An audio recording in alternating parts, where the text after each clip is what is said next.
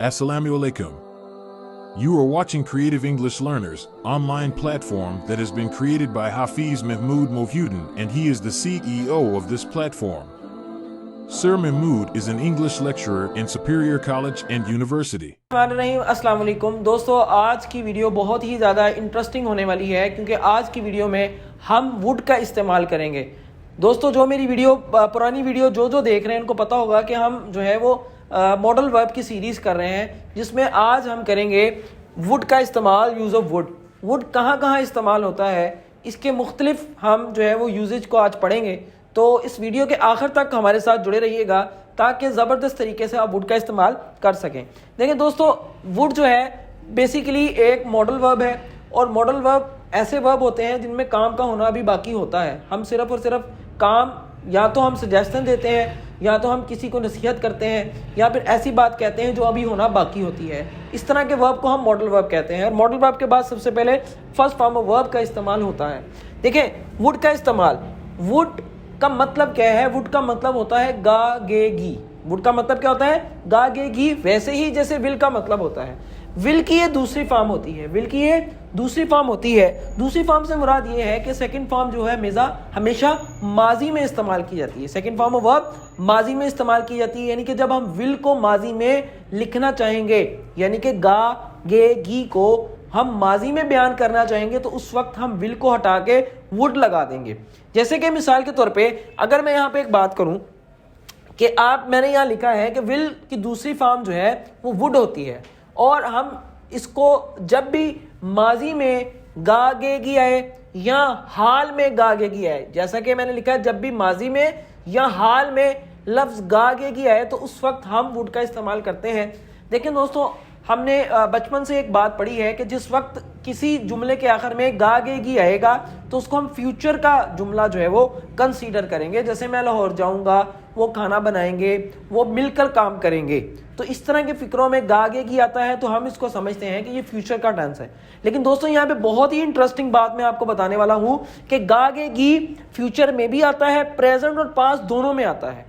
यकीनन ये आपके लिए एक नई बात होगी। तो आज की इस वीडियो का हमारा जो मकसद है कि प्रेजेंट में गागेगी है उसमें हम क्या इस्तेमाल करेंगे? डेफिनेटली वुड करेंगे। और फ्यूचर में गागेगी तो आता है तो विल इस्तेमाल करते हैं, लेकिन अगर हाल में गागेगी है तब भी हम वुड का इस्तेमाल करेंगे। तो आइए देखते हैं हम इसका इस्तेमाल एक एक करके। सबसे पहले वुड का इस्तेमाल हम पास्ट में, पास्ट में देखेंगे। जैसे एक एग्जांपल मैंने आपको समझाने के लिए लिखी हुई है, she will go to Lahore. Simple, वो लाहौर जाएगी, यानी ये फ्यूचर का टेंस है। किसका है? फ्यूचर की बात हो रही है, यानी मुस्तकबिल की, कि वो लाहौर जाएगी। लेकिन यहाँ पे मैंने लिखा हुआ है she would go to Lahore, वो लाहौर जाएगी। लेकिन यहाँ मैंने वुड क्यों लिखा है? क्योंकि याद रखें ये सामने इससे पहले पास्ट टेंस आ रहा है जो इस टेंस को पास्ट बना रहा है। यानी शी सेड दैट, उसने कहा कि, यानी उसने माजी में कहा कि वो लाहौर जाएगी, यानी माजी में बात हुई और माजी में ही उसने गागेगी का इस्तेमाल किया, यानी वो लाहौर जाएगी। अब वो नहीं कह रही कि वो कल जाएगी, परसों की जाएगी, बल्कि वो माजी में उसने कहा कि वो लाहौर जाएगी। तो जिस वक्त हम माजी में किसी फिक्रे को विल लगाना चाहें या गागेगी लगाना चाहें तो उस वक्त हम उसको वुड लगाते हैं और उसके बाद फर्स्ट फॉर्म ऑफ वर्ब का इस्तेमाल करते हैं। जैसे शी सेड दैट, उसने कहा, she would go to Lahore, कि वो लाहौर जाएगी, यानी माजी में, तो उस वक्त हम विल नहीं लगाएंगे, वुड लगाएंगे, क्योंकि ये सारे का सारा टेंस जो है हमारे पास पास्ट का है। टेंस कौन सा है? पास्ट का है। तो आप इस तरह वुड जो है इसका इस्तेमाल करेंगे और वुड के बाद फर्स्ट फॉर्म ऑफ वर्ब ही लगेगी, वैसे ही जैसे विल के साथ फर्स्ट फॉर्म ऑफ वर्ब का इस्तेमाल होता है।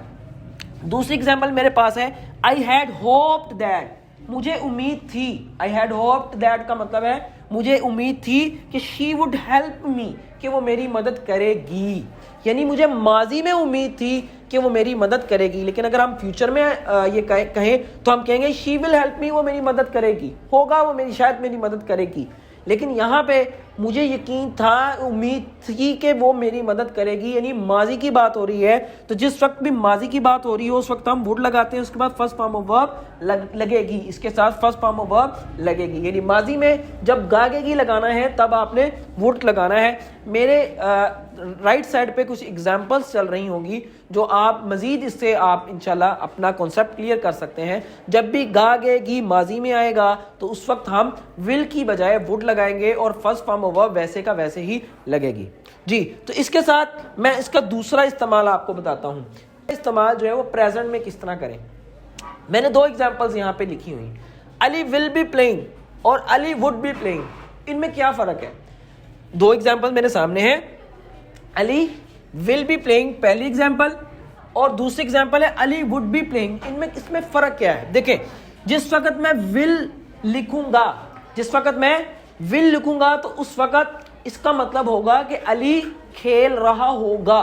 विल बी यानी खेल रहा होगा, इन फ्यूचर वो अपनी गेम कर रहा होगा। लेकिन जिस वक्त मैंने लिखा वुड बी तो उस वक्त मैंने ये समझना है कि अली इस वक्त खेल रहा होगा। जैसे मिसाल के तौर पे मुझसे के पूछे कि अली किधर है, मैं कहता हूं अली खेल रहा होगा, यानी आप जाके देखें अली खेल रहा होगा, तो उस वक्त मैं वुड लगाऊंगा। यहां पे आपने बात नोट करनी है, विल और वुड में फर्क ये है कि जो विल है वो फ्यूचर के लिए, गागेगी के लिए, और अगर प्रेजेंट या पास्ट में गागेगी के लफ्ज अल्फाज आ जाएं तो हम उसमें वुड लगाते हैं, हम उसमें वुड लगाते हैं।